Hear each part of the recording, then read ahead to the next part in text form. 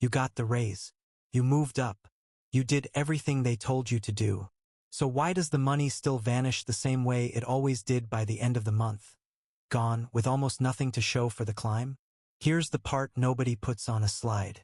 The rat race doesn't just take your time. Charges a tax. A quiet one, levied on money you already earned, collected before you ever get to decide what to do with it. And the more you make, the more clever it gets at collecting. Today we're going to read that bill. Not the feeling of being broke, the actual structure underneath it with real numbers from real spending data. 5 separate charges. None of them ever printed on your pay stub. A max. I take apart the money advice that keeps smart people running in place, the stuff that sounds wise and quietly keeps you exactly where you are. If that's the kind of finance you want, the kind that respects your intelligence instead of selling to it, subscribe and stick around.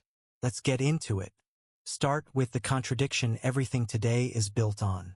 On paper, $1 is $1. It doesn't matter where it came from or what it's called. $1 of bonus and $1 of salary buy the exact same groceries. Economists call this fungibility, and it's the bedrock under almost every model of how people are supposed to handle money. There's just one problem. Your brain has never believed it for a single second of your life. Your brain doesn't see money. It sees food money, rent money, bonus money, that was a gift money, and treats each one differently. It sorts your income into separate drawers, each with its own rules. This is mental accounting, and on its own it's not even bad. It's how people stay organized without running a spreadsheet in their skull all day. But here's where it turns expensive. Those drawers almost never talk to each other. And the gap between them, the space where your accounts refuse to add up to a single honest total, is exactly where the rat race reaches in and takes its cut. We're going to walk through 5 of those gaps. 5 rooms where the race bills you for money you already have. Let me start with something that sounds impossible until you've felt it yourself. Picture someone getting by on food assistance. Their rent is late. The lights are about to be a problem. And they're standing in a grocery store with a card that, if they're honest about the math, could free up real cash, because every $1 of groceries they cover with that card is $1 of their own money that stays in their pocket for the rent. The money is right there. The path is obvious. And somehow it almost never happens. The food card buys food. It stays food money, behaves like food money, gets spent like food money, even when underneath it's just money. That's the first room. Call it the source label trap. Money wears the uniform of wherever it came from, and your brain salutes the uniform instead of counting the dollars. And the reason it happens isn't stupidity. It's efficiency.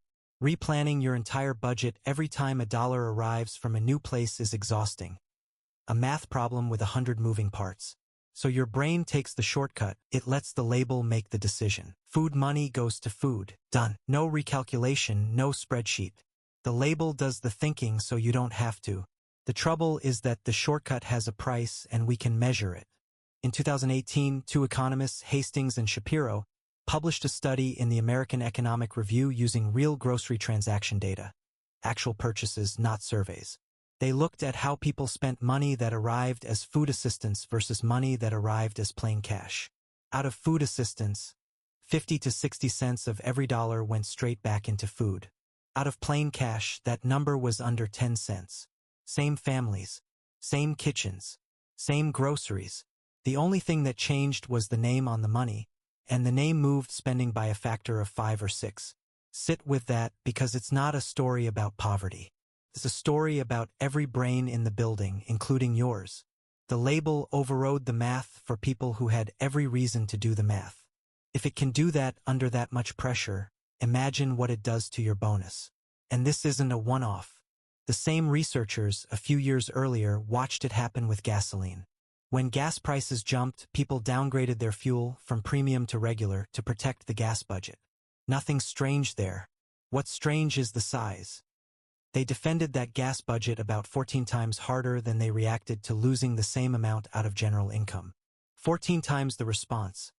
Purely because one loss landed in the drawer labeled gas. It even works on money the government hands you on purpose. A study of a Dutch child benefit found that around 35 cents of every labeled dollar flowed straight to children's clothing versus about 1 cent of every dollar of ordinary household income. A name on the check, "This is for the kids." And the money obediently went to the kids. So the fix for this room starts with one deliberately boring habit. Notice the costume. When money lands, before you let its origin decide its destination, say the quiet part out loud. $1 of bonus buys the same groceries as $1 of salary. A tax refund isn't a prize. It's your own money coming home. Strip the uniform off the dollar and you get to make the call instead of the label. Here's a sentence you have almost certainly said to yourself. When I start making more, I'll just keep the difference. The raise comes, the side income kicks in, and the surplus joins the savings pile. Clean, logical, and it rarely survives contact with reality for a structural reason, not a willpower one. New money doesn't overwrite the old budget. It opens a second one right beside it. A fresh drawer, blank, with its own brand new sense of what's normal to spend. So the raise doesn't shrink the gap between what you earn and what you keep. It widens the whole operation. More income, more rooms, same trap, just bigger. Call this one the parallel account effect. And the cleanest proof of it is almost funny. In 2024, a study in the Review of Financial Studies followed people who got a new credit card handed to them out of the blue, not because they applied, but because of an exogenous quirk in how a store rolled them out. So you can rule out the usual story that people who go get new credit were already itching to spend. Over the next year, their total spending rose by about 30%. And here's the line that matters. Spending on their old cards didn't drop at all.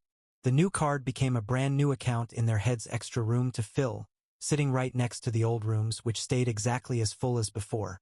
You didn't get a raise. You got a second wallet to fill. And a raise is not the only thing that opens a new room. A new card, a coupon, a refund, a side income app, they all do the same thing. They create a fresh account that feels spendable before it feels like yours. Watch how small it can get. Researchers ran a test with a simple $10 grocery coupon. Under the tidy economic theory, a $10 coupon should free up $10. You save it or spend it elsewhere. Instead, shoppers spend about $1.50 more than they otherwise would have, and they spend it on things they don't normally buy. The coupon felt like free money living in its own little account, so it got spent right there on something off list. Even the way you hand money over changes the size of the number. A classic experiment ran a real auction where people bid on tickets. Some were told they'd pay with cash, some with a credit card. The card bidders were willing to pay roughly double what the cash bidders offered for the identical item. It's a small study, so hold it loosely, but the direction lines up with everything else. Cash hurts a little as it leaves your hand, and that flicker of pain is a break. The card quietly removes the pain, and the break comes off with it. So the fix here is blunt, and it goes against every marketing message you'll ever receive. Before you open a new account, a new card, a new app, a new line of anything, close one you already have, don't let the rooms multiply. A wallet you fold up and put away can't be filled. You know this exact state even if you've never named it. 5 accounts, 3 cards, 2 finance apps that don't agree with each other, 1 paper statement you've been avoiding, and in the middle of all of it, you sit down to make a simple money decision, and you can't. Your head just won't produce a clean answer. It feels like a personal failing. It isn't. Every separate account you're keeping is a small alarm wired into the back of your mind, and those alarms never fully switch off. They hum in the background, a low, constant draw on the one resource you actually need to dig your way out. Call it the bandwidth tax. Keeping all those ledgers separate doesn't just cost you time. It costs you the exact mental hardware you'd need to fix them. Walk the logic. Your attention is finite, you only have so much of it in a day. Worry runs constantly in the background, quietly eating that supply. So the moment you most need a clear head, when you finally sit down to sort the money out, is precisely when you have the least clarity, because the mess itself has been draining you all day. The problem guards its own exit, and we can measure the drain. A 2024 meta-analysis pulled together 29 separate datasets over 100,000 people, and found that financial scarcity was linked to real, measurable drops in cognitive performance. Now, honesty matters here because this is exactly where bad science gets made. Most of that raw gap traced back to education, not to money stress alone. When you strip education out, the direct hit from financial pressure gets smaller. But it doesn't vanish. It's real and it's still there. And here's the detail that matters most for us. The effect was strongest for chronic, ongoing pressure. Not one terrible week, the grind. The version where it's always a little tight every month, year after year. That's the version that quietly files down your decision-making, and the exact version the rat race specializes in. So the system draining you is the same system you'd need a clear mind to escape. Marvelous design. But there's a hopeful flip side, maybe the best finding in the whole video. In 2019, researchers published a study in PNAS on what happened when a charity ran a debt relief program for low-income households. They found something that should change how you think about every dollar of debt you carry. What helped people wasn't the size of the relief, it wasn't the dollar amount forgiven. It was the number of separate accounts that got completely closed. Two people could receive the very same amount of money, but the one who had whole accounts wiped out got the real benefit. Each account closed improved cognitive performance by about a quarter of a standard deviation. And across the group, severe anxiety fell from around 78% down to 53%. Read that the right way. The relief came from killing alarms, not from adding money. Every account you fully close is one alarm that goes permanently silent, and your brain gets that bandwidth back. Which is also the fix, and it's the rare case where the satisfying move and the smart move are the same. When you're paying down debt, don't spread thin payments across 5 accounts to feel like you're touching all of them. Close one completely. Kill the alarm. The clarity you buy back is worth more than the rounding error in interest, because clarity is the thing you'll need for every decision that comes after. Let me give you the simplest math problem in personal finance, and then show you how many people get it wrong anyway. You have $500 sitting in savings. You also have $500 sitting on a credit card. The savings earns you maybe 1%. The card costs you 14%. The answer looks obvious. Take the savings, kill the debt, stop paying 14 to earn 1. The math isn't subtle. And still, a surprisingly large share of people leave both exactly where they are. Cash on one side, debt on the other, a wall standing between them that won't come down. They can see the problem clearly. They keep the wall anyway. This is the fourth room, the firewall problem. 2 ledgers, one obvious answer, and a psychological wall that survives even when you're staring straight at it. How common is it? A study using U.S. survey data found about 27% of households doing this exact thing, holding meaningful savings while carrying costly debt at the same time, paying somewhere around 14% on what they owed while earning 1 or 2% on the cash sitting right beside it. On a small balance, that gap looks modest. But on real household balances, repeated month after month, the leak quietly grows into hundreds of dollars a year, the price of admission for keeping the wall up. And before you write those people off, here's the twist. The wall is not ignorance. People build it on purpose. They know the cash is there. They keep it walled off from the debt deliberately, and then they pay rent on the wall every single month. A 2025 study in the Journal of Finance made this almost impossible to argue with. Working with millions of bank customers, researchers nudged people to save more. And it worked, savings went up. But almost none of that new money went toward paying down the expensive debt those same people were carrying. The savings drawer filled up. The debt drawer sat untouched right next to it. The wall held. Why would anyone do that? Because the wall has a job. It hides cash from an impatient future version of you, the one who'd raid the account the second it touched the debt. The separation is a form of self-control. It's people protecting themselves from themselves. And it works. It just works at 14% a year. You're not bad at math. You built a vault and then you stocked it with a fire. So the fix is one hard rule with one honest exception. Keep a bare minimum buffer for the emergencies a credit card genuinely can't cover. But cash above that buffer, sitting next to high-interest debt, isn't really an emergency fund. It's money parked next to a fire. The interest burns it whether you look or not. Past the buffer, your real savings start after the expensive debt is dead. Not beside it. Say you've done everything right up to here. You've decided to attack the debt. You've got the money and the willpower lined up. You're about to do the smart thing. And your brain is going to quietly hand you the wrong instructions anyway. Here's the setup. 2 credit cards. One charges you 24%. The other charges 14%. You've scraped together $200 extra this month. Where does it go? The answer is not a judgment call. It's arithmetic. Every dollar goes to the 24% card until it's gone, because that's the one bleeding you fastest. But watch what people actually do. They don't send it all to the expensive card. They split it proportionally to the size of each balance, completely ignoring which one is actually more expensive. Feels fair. Fair is the wrong goal here, and fair is costing you money. That's the fifth room.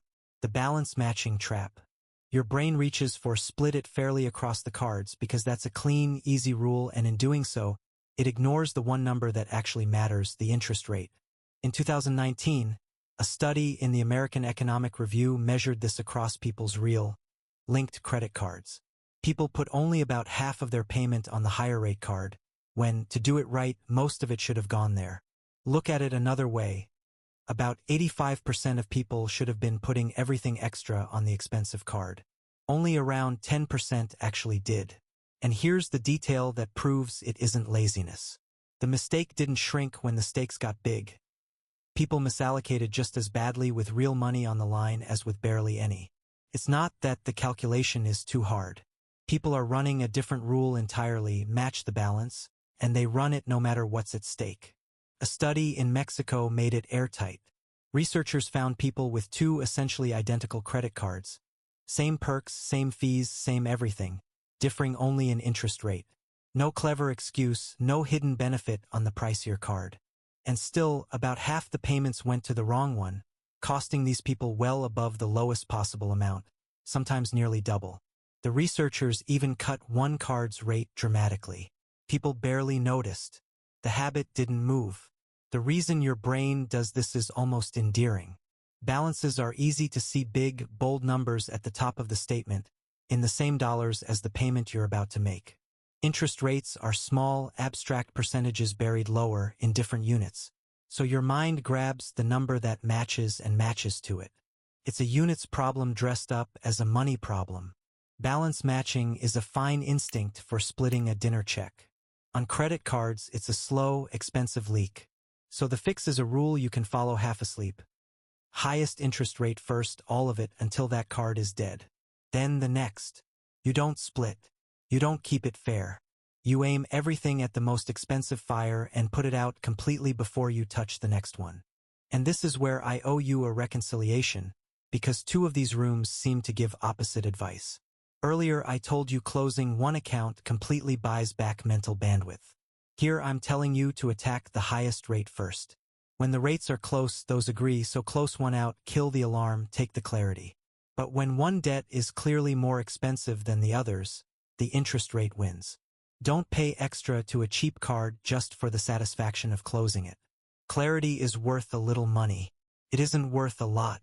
Now let me argue against myself, because if I don't, I'm doing the exact thing I criticize, selling you a story that's a little too clean. Not all of this is irrational. Keeping a cushion of cash next to your debt can be genuinely smart. Some emergencies can't be paid with a credit card. In fact, a model behind that 27% figure suggests a real chunk of the cash people hold is sensible precaution, not a mistake. They're buying flexibility, and flexibility has value. So the honest claim was never, you're a fool for any separation at all. It's narrower. A real, measurable slice of this is pure leakage.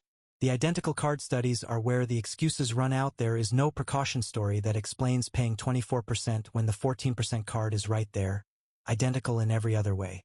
That money is simply gone. So the skill isn't burning down every wall. It's telling the two kinds apart, the wall that protects you, and the wall that just quietly bills you. One is worth keeping. The other you tear down today. All right, you know what's happening now. Let's talk about what you can actually do with it. 5 moves, 1 for each room. 1. Strip the labels. Bonus, refund, side income, gift, it is all just money. Decide where it goes by your plan, not by the name printed on its origin. 2. Before you open anything new, a card, an app, an account, close something old. Don't let the rooms multiply faster than you can manage them. 3. Treat cutting your account count as its own kind of raise. Every ledger you eliminate buys back attention you genuinely cannot get any other way, and attention is the resource you've been starved of this whole time. 4. If you're carrying high-interest debt, keep a small emergency buffer, then recognize that the cash above it is already on fire. Your real savings start after the expensive debt is dead. 5. Stop splitting payments to feel fair. Highest interest rate first, all of it until it's gone. Then the next one. Fair is for pizza. If the bandwidth idea hit something for you that being stretched thin makes you think worse, not just feel worse, there's a book called Scarcity that goes far deeper into it than I can in one video. It genuinely reshaped how I read every other thing in this script. Links in the description if you want to follow that thread. So there's the receipt. 5 quiet charges, and not one of them ever shows up on your pay stub. Labels you never chose, steering money you thought you controlled.